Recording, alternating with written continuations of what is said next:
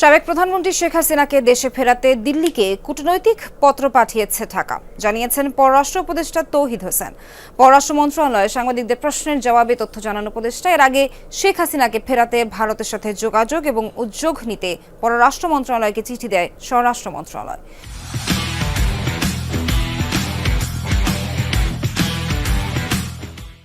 সকালে পিলখানায় বিজিবি দিবসের অনুষ্ঠানে তা জানান স্বরাষ্ট্র উপদেষ্টা অবসরপ্রাপ্ত লেফটেন্যান্ট জেনারেল মোহাম্মদ জাহাঙ্গীর আলম চৌধুরী। তিনি বলেন, বন্দি প্রত্যর্পণ চুক্তি অনুযায়ী তাকে ফেরানো যাবে।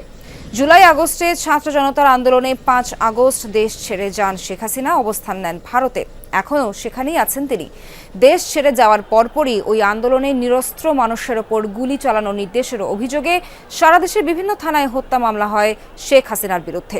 আন্তর্জাতিক অপরাধ ট্রাইব্যুনালে আনা হয় গণহত্যার অভিযোগ। এরই মধ্যে তাকে গ্রেফতারের রেড নোটিশ জারির জন্য ইন্টারপোলকে অবহিত করার বিষয়ে জানিয়েছেন স্বরাষ্ট্র উপদেষ্টা।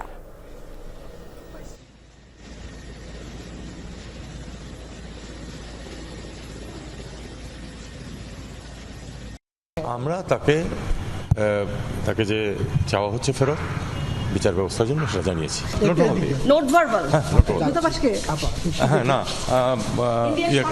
ভারত সরকারকে পাঠিয়ে দিয়েছে পররাষ্ট্র মন্ত্রণালয়ে। আমাদের চিঠি অলরেডি চলে গেছে ওনারে এক্সট্রাডিশন করার জন্য, এটা প্রক্রিয়াধীন আছে।